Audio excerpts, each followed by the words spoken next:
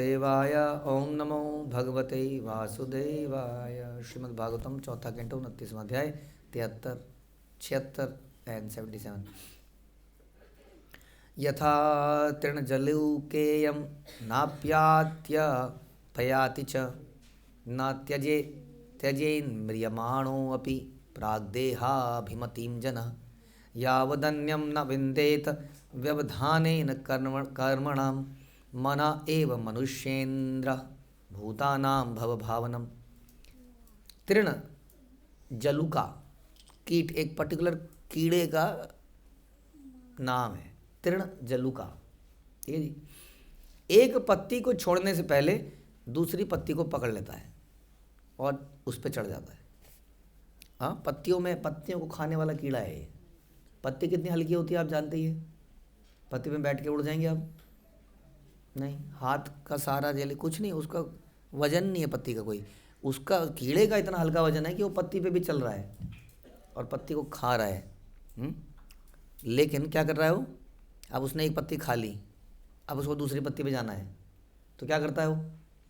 ये बता रहे हैं कि पहले उसको पकड़ता है और फिर इसको छोड़ देता है। वो ज़रूरी है। उसको उस पर 3-4 पैर अपने कुछ रख देता है, कई सारे पैरों में से कुछ पैर रख दिए और फिर धीरे धीरे इसको छोड़ता गया। या हम कहें कि हम जब चलते हैं तो पहले ज़मीन पर एक पाँव रखते हैं और फिर दूसरा उठाते हैं, है कि नहीं? यही तरीका है ना। तो ये बता रहे हैं यहाँ पर। इसी प्रकार अपने पूर्व कर्म के अनुसार जीव को अपना शरीर त्यागने के पूर्व अन्य शरीर को ग्रहण करना होता है। इससे पहले कि हम इस शरीर को त्यागें, हमें दूसरा शरीर मिलना चालू हो चुका होता है, या जब हम जितने दिनों से चर्चा कर रहे हो वो बनना चालू हो चुका है। यानी कि इस वक्त हमारा शरीर वर्क इन प्रोग्रेस है।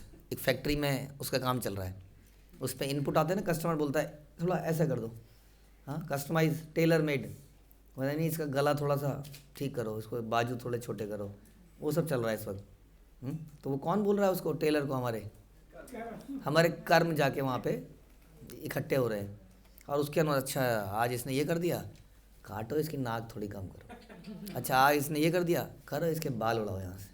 आज इसने ये कर दिया, करो इसके जीवन में ये समस्या। अरे आज इसने अच्छा कर दिया, चलो इसको आज ऐसा। कुछ चल रहा है वहाँ पे कार्यक्रम। कई बार वो टेलर ही बदल जा रहा है। अलग अलग टेलर है ना शरीर के, कोई सुअर का टेलर है, कोई बंदर का टेलर है, कोई कहाँ है। तो अचानक नहीं, ये इसका सामान सारा उठा ले जाओ, इस दुकान पे नहीं बनेगा इसका शरीर, इसका शरीर कहीं और बनेगा। तो बनाएंगे वो कोई बंदर, कुत्ता, सुअर का शरीर में। वहाँ एक्सपर्ट होंगे ना कुत्ता बनाने वाले। अब खुद बताइए, सुअर बनाने वाला कुत्ता बना सकता है? सोचिए ज़रा। ढांचा बनाना भी डिफरेंट, ढांचा अंदर का ढांचा बिल्कुल ही डिफरेंट है ना। अब ये कीड़े मकोड़ों का खून कैसा होता है? कॉकरोच का खून निकलता है लाल लाल, वाइट निकलता है, बताइए। तो बनाने वाले को पता होना चाहिए ना फिर कि ये इसका वाइट खून निकलना है, तो फिर वो बनेगा नहीं, टेलर बदलेगा कि नहीं। अब हमने कई बार देख लिया, हमने जेंट्स टेलर को, यहाँ के जो भी टेलर हैं उनसे कई बार हमने कुर्ते सिलवा देते हैं इस्कॉन टाइप, वो माताओं का गला बना देते हैं इसको गले को। हाँ, यहाँ से चौड़ा सा, पता नहीं अजीब सा ही, वो पहना ही नहीं जाता। वो कितना बार हमने ट्राई कर लिया, बनता ही नहीं उनसे। वो है ही नहीं, उनका काम ही नहीं है, वो एक्सपर्ट ही नहीं है वो। ठीक है। तो हमारा जो टेलर है उसको जो इंस्ट्रक्शन जा रही है वो जा रही है हमारे कर्मों के अनुसार। अभी इस वक्त हमारा शरीर बन रहा है। काफ़ी एडवांस हो गया होगा कुछ का, बेस्ड ऑन कि हम इस जीवन में क्या कर रहे हैं। सोचिए कितना खतरनाक है। हाँ, अभी बता भी नहीं सकते किसी को कुछ, ऐसा बना दो, ऐसा कर दो, ये कर देना, अगली बार ये प्रॉब्लम सॉल्व कर देना मेरी। नहीं, कुछ कह सकते हैं? बता ही नहीं सकते। इस जीवन में ये समस्या बहुत रही, गला हमेशा ख़राब रहा, भगवान अगली बार ज़रा गला ठीक कर देना, बता ही नहीं सकते आप। वो तो आपके कर्मों के अनुसार अपने आप डिसाइड होगा। कितना बढ़िया सिस्टम है। नहीं तो हम कुछ कपड़े बना के देते हैं तो माताओं की हमेशा अपने दर्जी से लड़ाई होती है। इसलिए कई माताओं ने टेलरिंग का काम किया तो हमने कहा भैया देख लेना, यहाँ तो बड़ी मुसीबत हो जाएगी आपकी। हाँ, ये ऐसा है, वो ऐसा है, रीवर्क दोबारा जाता है कि नहीं। समस्या है। ये भगवान ये समस्या नहीं रखते। भगवान के सिस्टम में सब ऑटोमेटिक सिस्टम है सारा। नहीं, देखिए संसार कितना ऑटोमेटिक बनाया भगवान ने। भगवान को आना पड़ता है यहाँ पर। वेस्ट डिस्पोजल के लिए हम लोगों ने कितना कुछ करते हैं हम लोग, फिर भी हमसे वेस्ट डिस्पोज ऑफ नहीं हो पा रहा है। वो मुसीबत क्या बने हमारे लिए। नए नए पहाड़ बन जा रहे हैं, वो पेट्रोकेमिकल और वो प्लास्टिक, और कहाँ क्या करें उसका, अब जलाएं तो मुसीबत, दफनाएं तो मुसीबत। और भगवान का सिस्टम में देखिए वेस्ट मैनेजमेंट कितना ज़बरदस्त है। सब ऑटोमेटिक। आप कहते हो ना कई बार आप इधर मल त्याग के जाते हो, अगले दिन तक साफ हो जाता है वहाँ से अपने आप। तो कीड़े खा जाते हैं, कहाँ से आते हैं उसके अंदर कीड़े, कौन सी वर्कफोर्स लगाती है, ये भगवान का सिस्टम है। इसलिए भगवान के सिस्टम में शरीर भी अपने आप बनता है, अपने आप मिलता है, कोई ह्यूमन इंटरवेंशन नहीं है इसके अंदर। हमारे कर्मों के अनुसार ऐसा हो रहा है। इसका कारण है कि मन सभी प्रकार की इच्छाओं का भंडार है। और आपका मन क्या सोच रहा है, क्या कर रहा है, उसकी सारी खबर पहुंच रही है। भौतिक कार्य में अत्यधिक लिप्त जीव भौतिक शरीर के प्रति अधिक आसक्त रहता है, यहाँ तक कि मृत्यु के समय भी वो अपने शरीर के विषय में तथा संबंधियों के बारे में ही सोचता रहता है।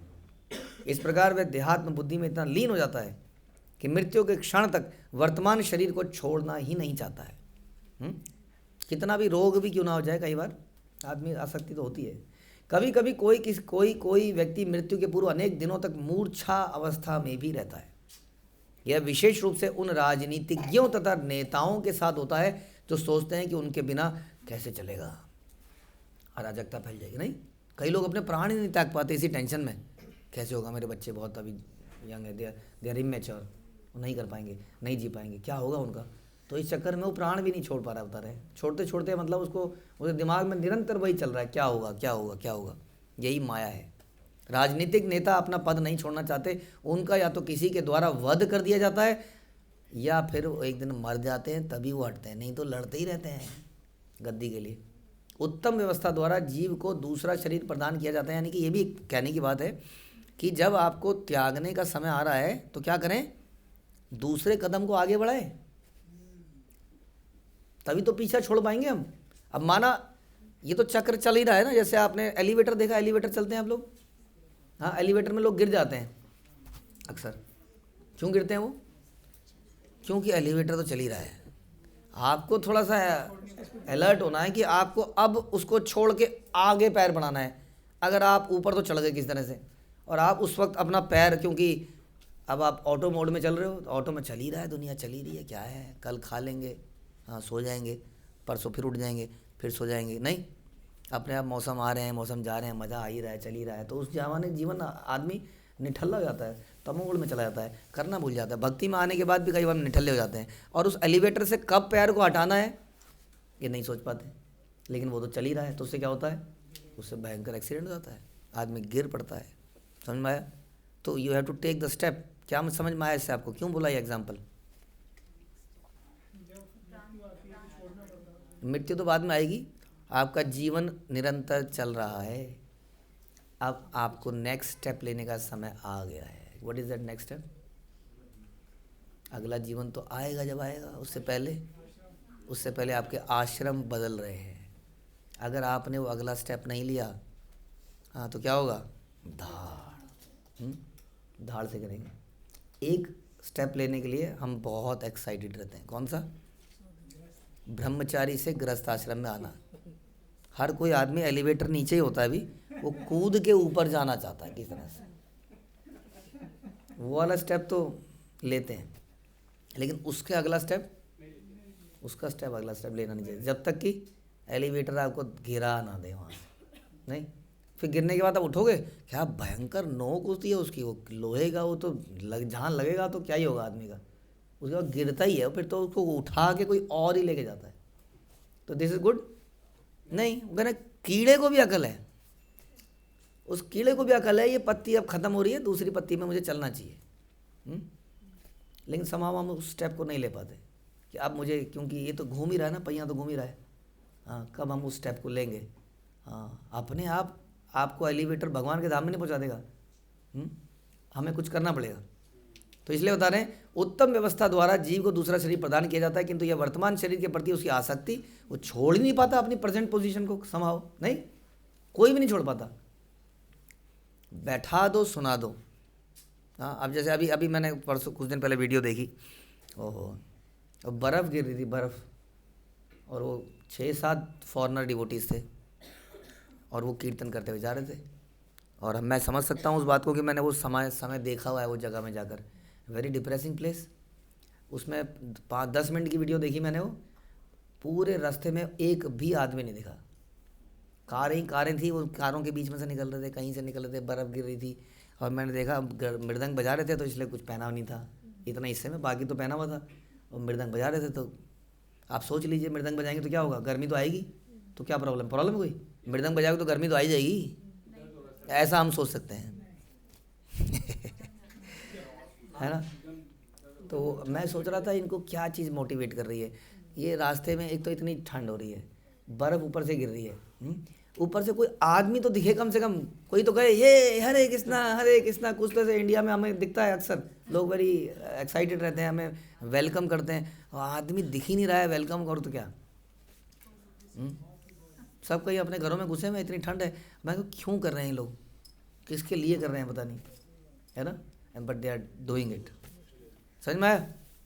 तो इसको कहते हैं, हम ये कह रहे थे कि हाँ, हम कई बार व्यक्ति अपनी एग्जिस्टिंग पोजीशन को छोड़ना नहीं चाहता है। हाँ, इनर्शिया। आलस से कहिए ज़्यादा अच्छा है। तमोगुण, यहाँ से कहीं भी बैठ गए तो बैठ गए, धम से बैठ गए, अब चल नहीं। इसलिए कई बार लोग बोलते हैं आपकी यात्रा बड़ी हेक्टिक होती है। कैसे, इस यात्रा में क्या हेक्टिक था। जैसे माना कि ब्रजमंडल परिक्रमा है, उसमें तो चल रहा है आदमी 30 किलोमीटर 20 किलोमीटर, समझ में आ रहा है।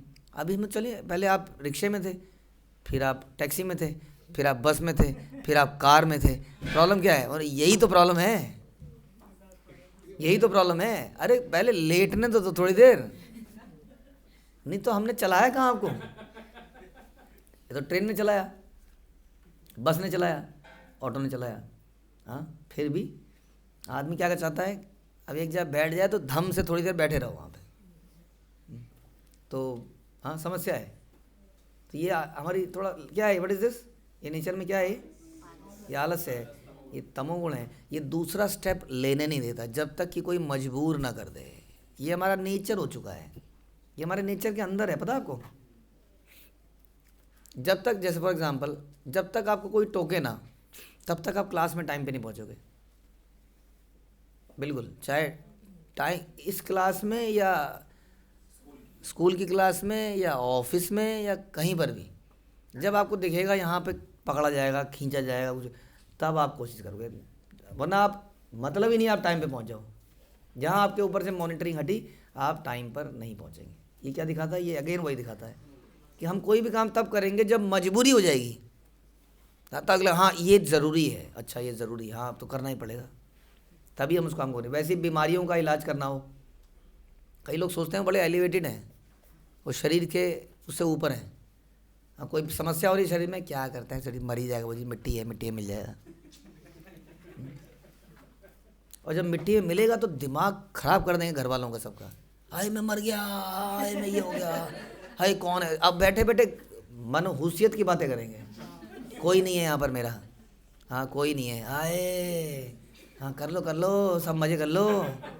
अब पड़ा हुआ बेवकूफ़ इंसान, पहले उसने अपने लिए कुछ नहीं किया, कोई काम नहीं किया, अब जब मर गया है तो अब दूसरों को तंग कर रहा है और बोल रहा है बेमतलब की बात।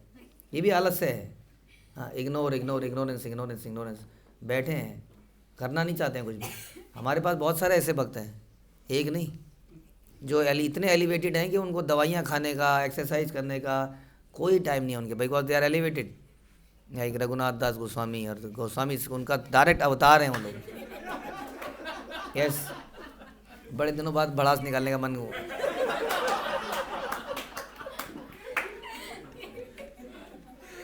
So elevated.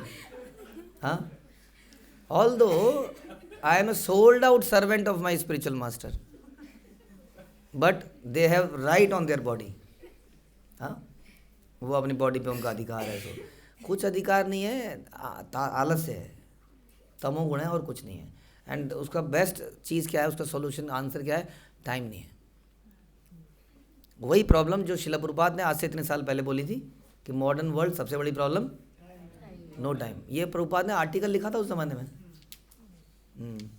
No time.